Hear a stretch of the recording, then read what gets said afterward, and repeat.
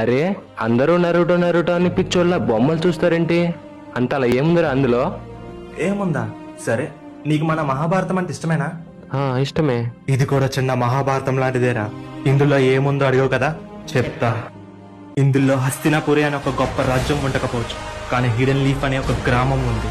ఇక్కడ ధర్మంగా ఉండే పాండవులు లేకపోవచ్చేమో గాని ధర్మాన్ని రక్షించే హోకాగెలు ఉంటారు. ఇక్కడ తన తెలుగుతో అందరినీ వంచే శక్తులు లేకపోవచ్చేమో, కానీ ఇక్కడ అందరినీ తన తెలుగుతో ఆడించే ఒబ్బిటో ఉన్నాడు.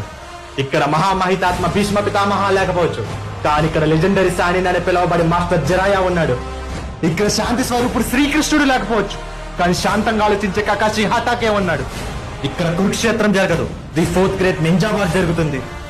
చివరిగా ఇక్కడ ధర్మాన్ని కాపాడడానికి శ్రీకృష్ణుడితో పాటు అర్జునుడు లేకపోవచ్చు, కానీ ధర్మ మార్గంలో నడిచే నామికా జమీనాతో కొడుకు ఉజుమాకి నడుకో ఉన్నాడు.